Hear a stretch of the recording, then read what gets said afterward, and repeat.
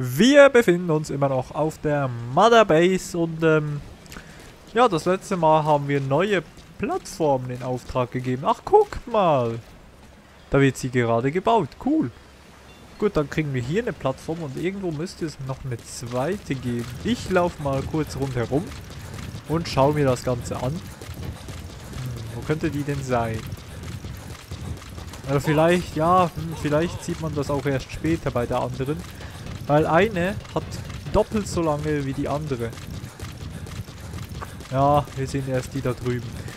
Gut, aber wir kümmern uns jetzt mal um eine Mission. Mal gucken, was wir hier denn noch haben. Missionsliste. Ach ja, nee. Zuerst hören wir uns die Kassetten an. Da gab es ja wieder einiges, du. Afghanistan heute. Bedrohung durch sowjetische Kampfhubschrauber. This war. The Kremlin never expected to have this much trouble against the Mujahideen. Afghanistan is a tribal society. Tradition demands that its people stand up to any outsiders who set foot on their land. With the honor of their people at stake, they have everything to fight for. No matter how hard the Soviets hit them, they continue to appear out of nowhere, striking back, then vanishing again. But there's one thing even the Mujahideen fear. Every last one of them. The Soviet gunships. They're highly maneuverable and equipped with massive firepower. Plus, the underside of the fuselage is heavily armored. The Mujahideen can barely scratch them with their small arms. Anyone who hangs around gets mowed down by the gunship's heavy machine guns. This new honeybee weapon that was given to the Hamid fighters, it's no doubt something to help them strike back against the gunships. Which makes it a weapon that could change the course of the war. Heißt das, wir kriegen auch so eine Waffe, mit denen wir Kampfhubschrauber vom Himmel holen können? Those guerrilla fighters known as Mujahideen don't actually belong to a single organization. Afghanistan is a multi-ethnic country. You've got the Pashtuns, the Tajiks, Uzbeks, Hazaras, and each of them is split into their own tribes, large and small. Each ethnicity has several rebel organizations that their various tribes gather under. They're united under the banner of jihad, but that doesn't mean they work like a single standing army. Just look at the area around Smasi Fort. A lot of Tajiks used to live there, but they fled after the Soviets started their Scorched Earth campaign. With the area uninhabited, the Hamid fighters, who are Pashtun, decided to move in. The Hamids are based out of the city of Peshawar. We passed through it on the western edge of Pakistan. The Pashtun people have long lived in Afghanistan and western Pakistan. They used to travel back and forth frequently. Then Britain went and established the border that still stands today. The Hamid fighters get generous support from the Pakistani government. The government wants to use them to secure influence over Afghanistan. Their liaison with the Hamids is Inter-Services Intelligence, and behind the ISI, you have the CIA. That's probably how the honeybee ended up in the hands of the Hamid men. Da hat uns irgendwer dazwischen gequatscht, also irgendwas war ganz komisch. Deshalb gucken wir uns den Rest lieber im Hubschrauber an. Missionsliste. Gucken wir mal hier. So. Flashback Diamond Dogs. Aha. Haben wir aber erfüllt, ne? Der Weg des Helden. Kann ich das noch machen? Achso, ja gut. Dann gehen wir halt zuerst in den Hubschrauber hinein. Landing Zone. Da ist noch Aufbau, deshalb hier. Komm mal her, mein Freund, wir brauchen dich.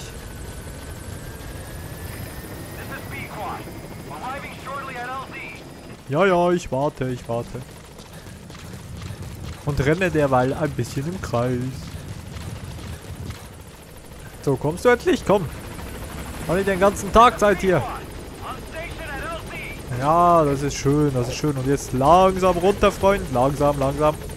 Sehr schön. Ich komme. So, hinein da. Gut, dann wieder auf ins Missionsgebiet, würde ich meinen. Du kannst starten, Kumpel. Bis zum nächsten Mal, Mother Base. Schön. Bin gespannt, wie sich das Ganze hier vergrößern wird. Wäre cool.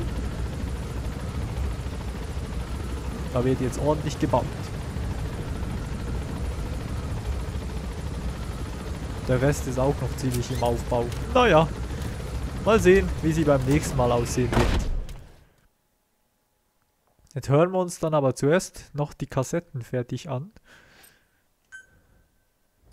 So, hier, was haben wir denn noch? Na, auf der Mother Base. Militärunternehmen.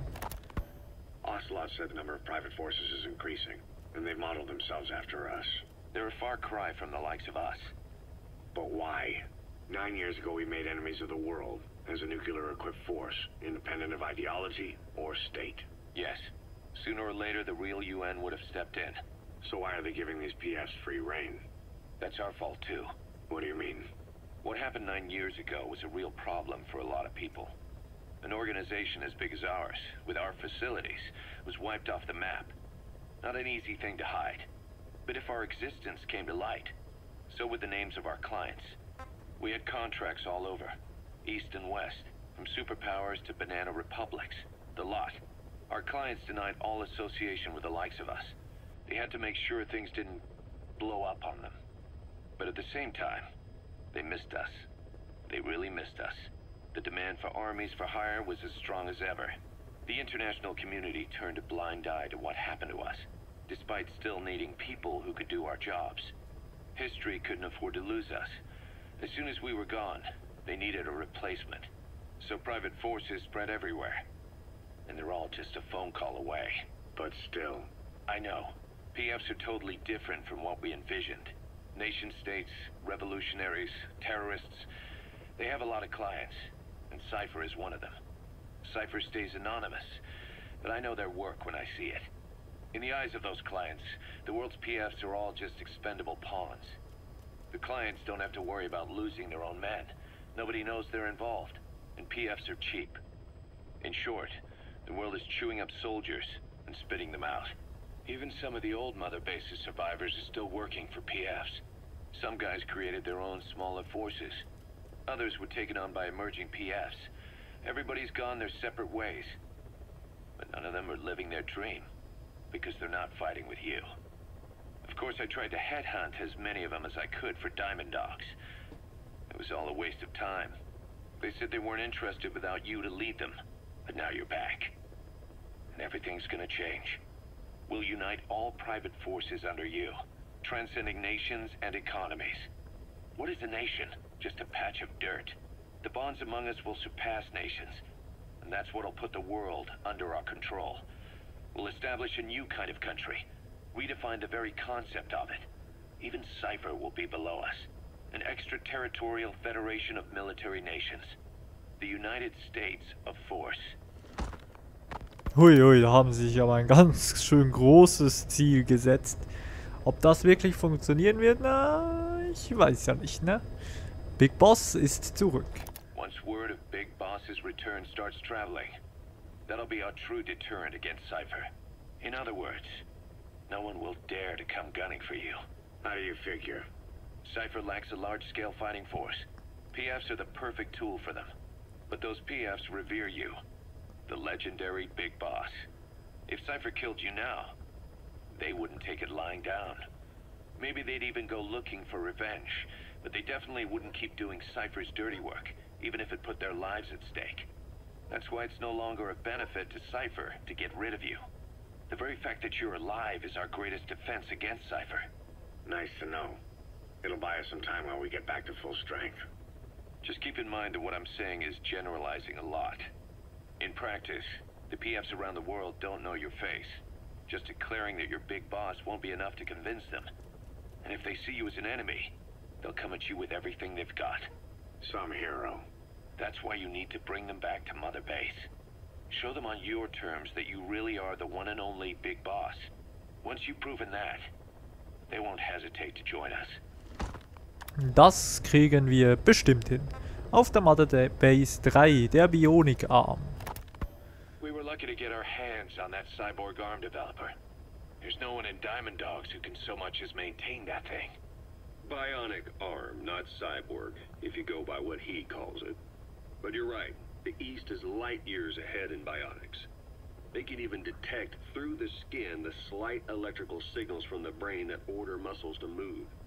The Soviet Union completed their first bionic arm capable of doing that back in the 60s. Although I guess that news didn't really reach the West. No kidding. Zadorov's was the only one I ever saw. Quite a shock to see it for the first time. And it was no mean feat to get hold of Snake's arm. I couldn't get one for you at the time, but you know, now... Forget it. I've no intention of relying on bionics. Right now I need to keep the pain fresh in my mind. Well, it's your decision. But don't you find it... inconvenient? Not a bit. But the phantom pain... it never lets up. Do you know how many men I saw die that day? There's nothing we can do to bring them back. And you expect me to care about getting a measly arm and leg back? Sorry. But my pain belongs to all our dead comrades. I'll keep living with it for their sake. It'll guide me straight and true until I've gotten them the vengeance they deserve. So ist er eben, unser Snake. Was haben wir hier noch? Erlebnisse der Mitglieder der alten Mother Base. Ah, Chico und Amanda. Snake, do you remember Amanda? Yeah, I do. Their revolution was a success. Somoza resigned, and Nicaragua has a new government. Amanda's really working hard for her country to be reborn. Good for them. She says she wishes Chico could be there. That revolution was the dream. For Amanda, for Chico, and their father. That chopper was no place for Chico to die. I'd like to at least think history will remember his part in the revolution. When you pick up a gun, there's always a chance you'll die for nothing. He knew that as well as the rest. Now that he's gone, it's up to the rest of us to decide what it was all worth. If we don't, there's nothing to prove that Chico ever lived at all. We're his mark on the world. Amanda told us that Strangelove contacted her after the revolutionaries came to power in Nicaragua. Strangelove, the AI researcher from Mother Base? I remember her. We'd lost touch with her, till Amanda heard from her out of the blue. She told Amanda she wanted to salvage Peace Walker's drive parts, or something from the bottom of Lake Nicaragua. Amanda passed the request on to her friends in the new administration. She's a national hero now, after all.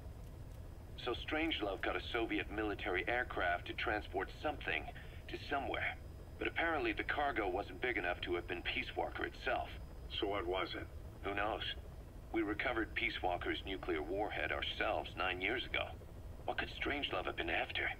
Amanda said she didn't mention what her reason was or where she was headed. Nicaragua is a socialist state now. With Amanda vouching for her, the government didn't feel the need to concern itself with the details. All Strangelove told Amanda was that she was going to continue her research, and that the rest was a secret. Right before the attack, Huey was in the control tower to prepare for the inspectors. He was with them when it all went down. The control tower collapsed with the rest of it strut. His body was never recovered, but he was the one who met the inspection party when they arrived. And he was the one who showed the nuclear inspectors to the tower. You remember the way it went. First he recommends we agree to the inspection, then he gives them the okay without our permission, all the time acting as if he was doing us a favor. On top of that, he even had the guards disarmed that day. It would send the wrong message, he said. Whatever the angle, it all leads back to Huey. I curse my own stupidity for not realizing sooner. Huey escaped with that unit by chopper. I've been hunting him for 9 long years. The other reason I was operating around Afghanistan was to dig up his location. Huey's in Afghanistan? Yes, and I have a good idea where. Now we just wait for the right moment. This time, we'll be the ones using him. He's going to tell us who our guests really were that used a fake nuclear inspection to blast our home into the ocean. Dieser Dreckskerl, den werden wir auf jeden Fall noch erwischen. Ja, ich glaube, wir sind durch. Wir haben hier noch eine neue Musikkassette. A Phantom Pain. Sehr schön. Sonst noch was? Hier? Nee. Das haben wir eigentlich alles gesehen. Musik Afghanistan. Schönes Schlaflied. Geht auch nur 13 Sekunden. Das ist bestimmt die Kassette, die wir gefunden haben unterwegs. Fantastisch. Bin richtig begeistert. Gut, dann wären wir mit dem durch. Gesamtfortschritt von 3%. Wow, sind wir gut. Missionen. So, schauen wir uns mal wieder Nebenoperationen an. Die Elite-Soldaten. Ach, können wir das wieder versuchen? Oder Gefangenenrettung. Ah, was? Holen Sie das verschwundene Schaf raus? Holen Sie das Schaf raus, das sich von der Herde getrennt hat und in einen bestimmten Außenposten gelaufen ist. Ein Schaf? Willst du mich verarschen? Wir versuchen nochmal das mit den Elite-Soldaten. Und wir landen hier. Und diesmal müssen wir das besser machen. Ich glaube, Ausrüstung haben wir nicht viel Neues. Das lasse ich mal so. Fahrzeug haben wir immer nur noch das D-Horse. Gut, dann geht's auch schon los. Morgen. Bisschen Tag. Ist ein bisschen schöner. Ja, ich schneide den Ladebildschirm mal raus. Afghanistan, Norden von Kabul. 6:05 Uhr. Also wirklich früh am Morgen. Mensch, muss ich schon aufstehen für die Kacke. Ja, neuer Tag, neues Glück, neue Missionen. Tür auf, Snake. Wir müssen uns darauf vorbereiten. Diesmal müssen wir das Ganze besser lösen und nicht alles kaputt schießen. Ja, ein bisschen tiefer noch, ein bisschen tiefer. So können wir nicht absteigen. Wo ist überhaupt der Landungsplatz?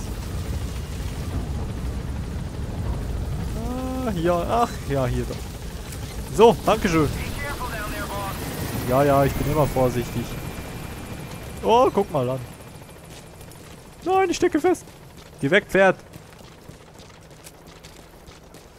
Lungen nennt sie an mal wieder. Wir haben Granaten, wir haben Magazin. Ja, das ist alles voll, glaube ich. Scharfschützengewehr auch. Sehr gut. Na, dann kann es ja losgehen. In welche Richtung müssen wir denn? Warte mal, warum? Warum ist die Karte nicht eingeblendet? Okay, was ist denn los hier? Schließen? Okay, ich muss dahin. Sehr gut. Genau so ein Markerpunkt habe ich gebraucht. Jetzt ist alles gut. Jetzt finden wir den Weg. Dann kann es ja losgehen. Ich frage mich, ist das jetzt der gleiche Ort? Ist es dann... Nein! Oh, pass auf, Mann. Das war knapp. Also ist es der gleiche Ort? Ist es wieder auf diesem Felsen oben? Ja, das finden wir jetzt dann gleich raus. Ein bisschen die Kamera richten hier. Nur noch 700 Meter. Ja, wir sind schneller da, als man denkt. So, wo zeigt es denn jetzt hin? Das sind aber keine hohen Felsen, oder? Ich gehe mal hier hin. Wobei, ja, doch, ich glaube, es ist derselbe Ort, oder? Oder nicht? Okay, wir müssen, glaube ich, langsam vorsichtig sein. Also eher ein bisschen gemütlich dahin traben. Ah, oder ist es da oben?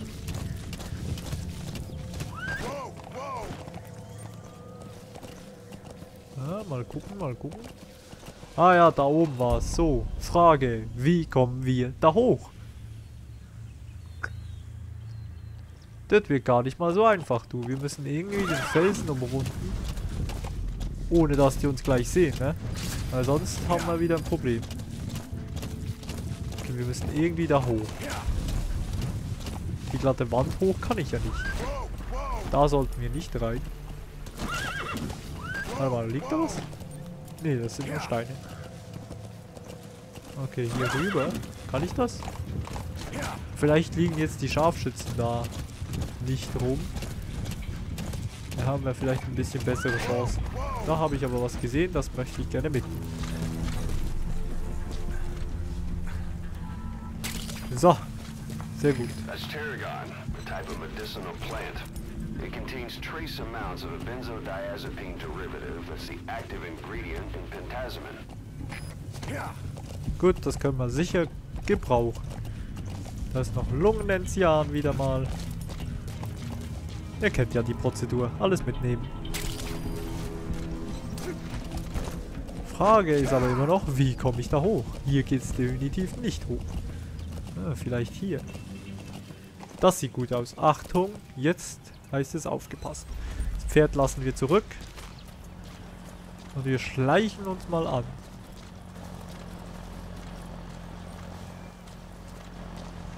Die könnten hier ja überall sein.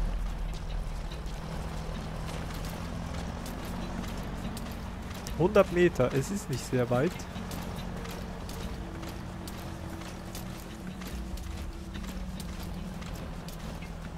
Sind die da oben? Dann ist natürlich die Frage, wie wir da noch hochkommen. Scheiße. Ja, wir müssen irgendwie da hoch. Irgendwie. Aber hier geht es definitiv nicht weiter. Und hier ist auch niemand. Okay, gibt es hier irgendwo noch einen Aufstieg? Oh nein, wo war denn das jetzt wieder? Da unten, Kacke. Au.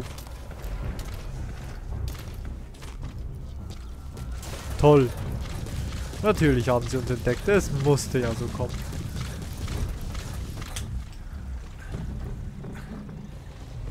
Ich verstecke mich mal hier hin.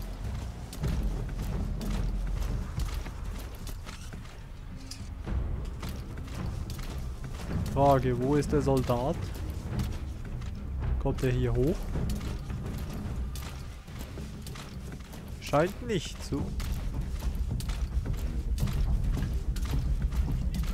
Ich schleiche jetzt mal langsam vorwärts. Mal gucken, ob der da irgendwo ist. Und am besten gehe ich da hoch, ne? Da habe ich ein besseres Sichtfeld.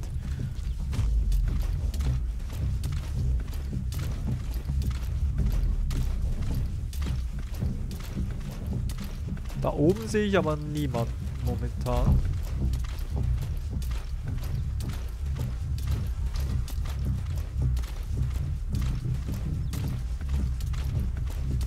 Wo steckt der? Der war doch irgendwo hier. Ja, ich habe ihn auch aus den Augen verloren. Ich weiß jetzt nicht, ob das gut oder schlecht ist. Gut zwar, dass er mich aus den Augen verloren hat, aber schlecht, dass wir ihn auch aus den Augen verloren haben. Wir müssen bestimmt irgendwo da hoch.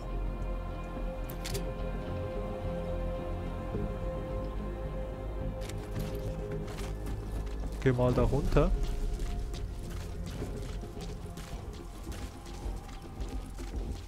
Ich sehe ihn nicht. Wo ist der? Steckt er sich hinter dem Felsen hier? Nein.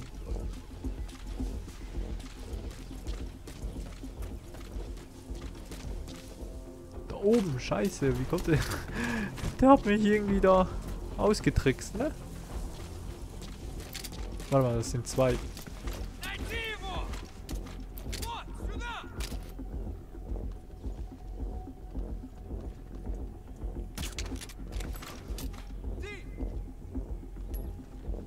Oh, jetzt kommt er. Der ist eingepennt. Aber der muss noch einpennen und zwar schnell. Komm schon, penn ein.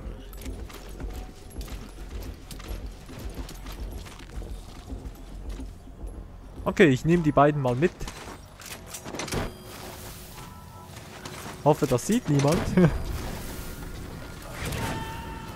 Lade hier mal durch. Ah, guck, jetzt kommt ein Sandsturm auf. Das ist sehr gut. Okay, wir versuchen mal hier einen Aufgang zu finden. Der Sandsturm hilft uns jetzt. Und durch den werden wir nicht gleich entdeckt. Es ist egal, ob da unten jetzt jemand ist. Ich glaube, das könnte ein Aufgang sein, oder? Das wirkt so. Zielpunkt erreicht. Aha.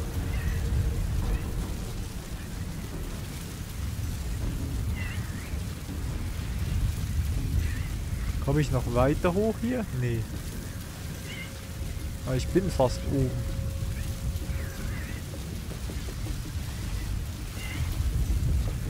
Wo sind die denn jetzt?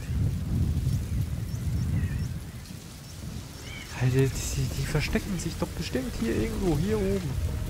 Oder hier. Aber hier sehe ich halt nichts. Das ist ein fettes Problem. Ne, die sind zu 100% da oben.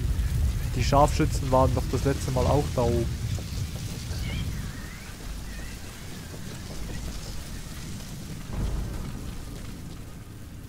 Aber wie zum Teufel kommen wir da hoch? Da geht's nicht hoch. Hier geht's auch nicht hoch. Hä? Wie soll denn das gehen? Oh, hier ist einer. Schön, sehr schön.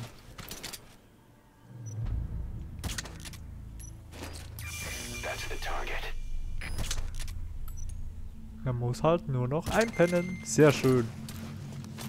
Das ist also unser Ziel. Dann holen wir das mal raus. 100% bitte. Dankeschön. Ah ja, doch hier, genau. Da drüben standen wir. Und hier hat uns abgeknallt, der Gute. So. Damit müsste die Mission erfüllt sein, oder? Sehr schön. Sehr gut, jetzt haben wir einen Scharfschützen in unseren Reihen. Das ist ja nie verkehrt. Ja, dann würde ich gleich mal sagen, für heute reicht's. Wir beenden diese Folge und sehen uns dann in der nächsten wieder. Ich gehe noch zurück zum D-Horse. Das muss noch sein, das muss noch sein. D-Horse, ich komme. Sind ja eh nur noch 50 Meter. Vielleicht ein bisschen aus dem Gebiet raus. Ich dachte gerade, das ist voll der coole Truck, aber den können wir gar nicht nehmen. Wir haben ja eigentlich noch ein bisschen Zeit, ne? Aber hier ist gerade ein Kontrollpunkt, so, Kontrollpunkt. Deshalb verabschiede ich mich dann doch. Ist ja auch gerade ein schönes Ende. Nachschub, Außenposten. Gut, wir sehen uns dann das nächste Mal wieder hier an dieser Stelle. Boah, boah, boah. Lieber weg hier. Bei diesem Turm. Die sollen uns nicht sehen. So, bis zum nächsten Mal. Ciao.